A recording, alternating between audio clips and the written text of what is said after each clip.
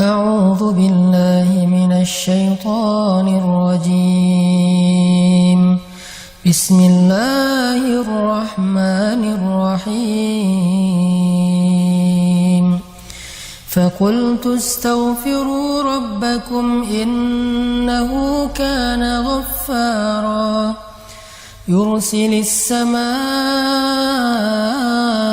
عليكم مدرارا ويمددكم بأموال وبنين ويجعل لكم جنات ويجعل لكم أنهارا. Sadaqallahul Azim. Assalamualaikum warahmatullahi wabarakatuh.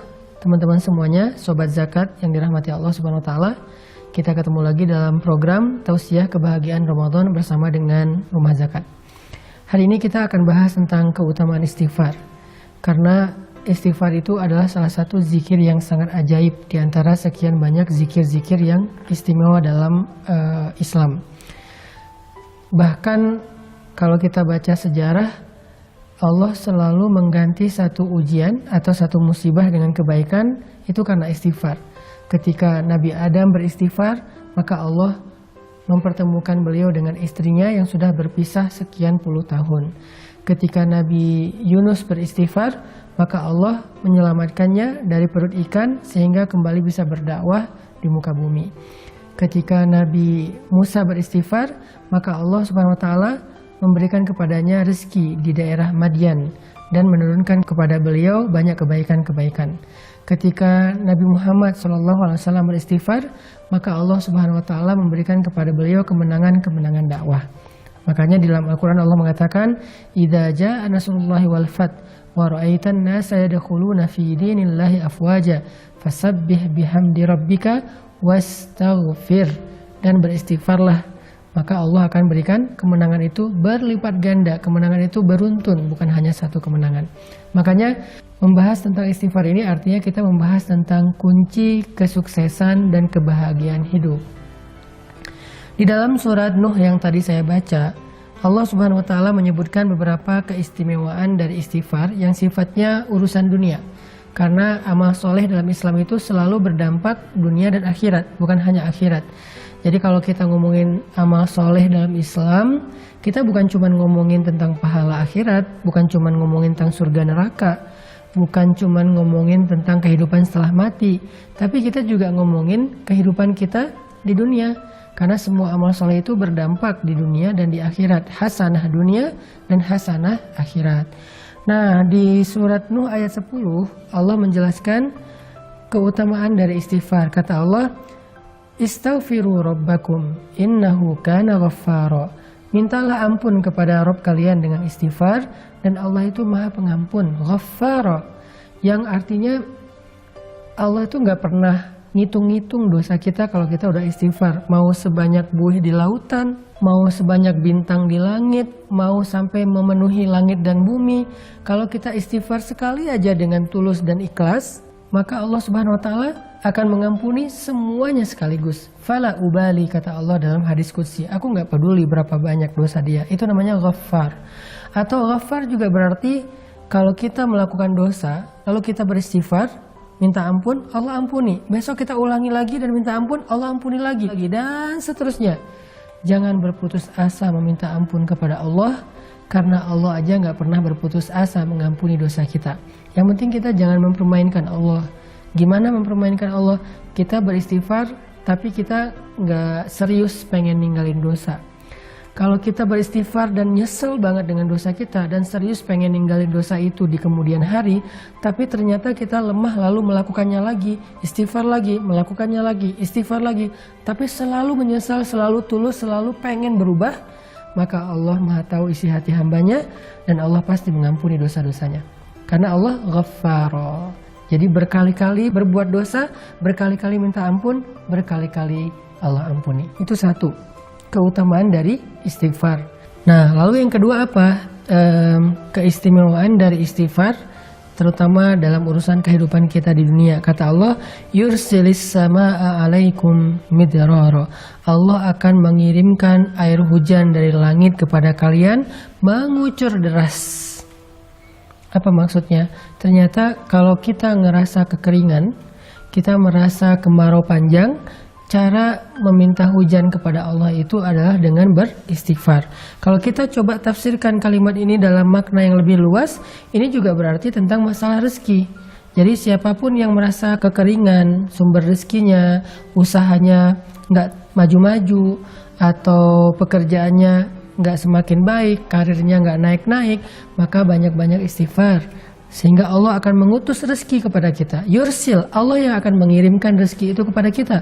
Bukan kita yang mengejarnya, tapi rezeki yang mengejar kita. Keren ya? Jadi orang yang rajin istighfar, rezeki akan mengejar dia, akan mendatangi dia, bukan dia yang mendatangi rezeki.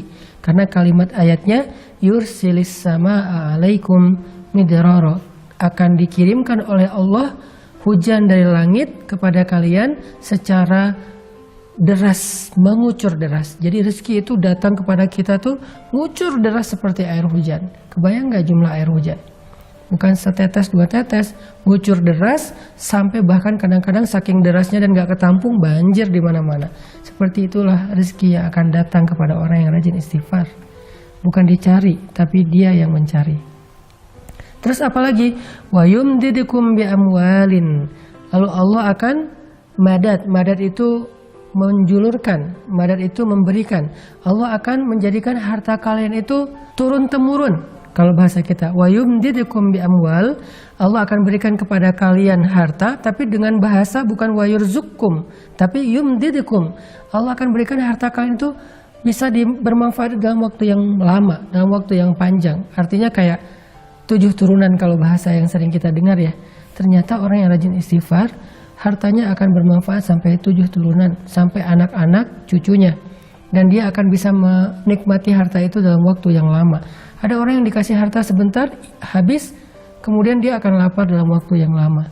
Tapi orang yang rajin istighfar, gak kayak gitu. Allah yang akan mendatangkan, Allah yang akan menghantarkan.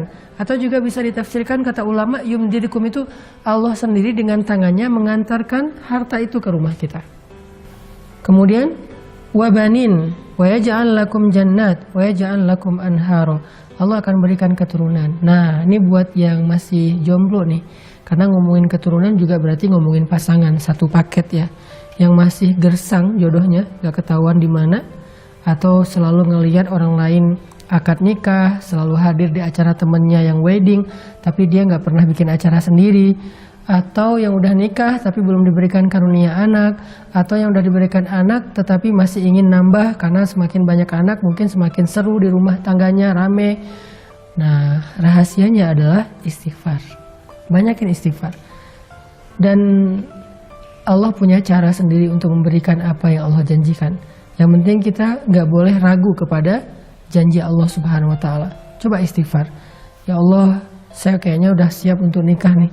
Tahun ini kayaknya harus jadi Ramadan terakhir saya sahur sendiri. Istighfarin aja 1 bulan. Siapa tahu belum beres Ramadan juga udah nikah temennya, bukan kita. Atau mudah-mudahan kita, atau tahun depannya, atau Allah lebih tahu kapan itu. Yang jelas istighfar. Kemudian wa yaj'al lakum jannatin wa yaj'al lakum anhara. Allah berikan kepada kalian kebun-kebun, Allah berikan bagi kalian sungai-sungai yang mengalir. Maksudnya apa sih? Kehidupan yang layak. Karena kebun dan sungai ini dalam konteks ayat ketika dia turun di zaman dulu, itu artinya kelayakan hidup, punya rumah yang nyaman, punya lingkungan yang nyaman, punya keluarga yang nyaman, yang bahagia, punya harta yang terus mengalir, punya pekerjaan yang baik, punya kehidupan yang sempurna, yang semua orang akan merasa iri kepada dia. Ternyata rahasianya cuma satu dari semua kebaikan dunia ini, istighfar. Makanya Allah mengatakan fakultu astaghfiru rabbakum. Ada juga ulama yang mengatakan arti yursilis sama alaikum midrara. Allah berikan kepada kalian air hujan secara mengucur deras. Artinya Allah akan berikan kepada kalian jalan keluar atau solusi ketika kalian mengalami satu masalah. Makanya Nabi dalam sebuah hadis pernah bersabda, siapa yang memperbanyak istighfar dan mendawamkannya, maka Allah akan jadikan dalam setiap kesempitan hidupnya jalan keluar. Dari setiap kegundahan hatinya, kesenangan atau kebahagiaan, dan Allah akan memberikannya rezeki dari jalan yang tidak terduga-duga.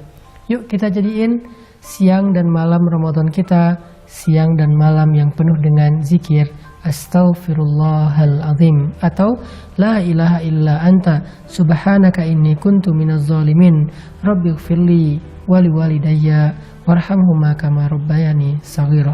Istighfar untuk diri kita dan untuk kedua orang tua kita. Barakallahu fikum.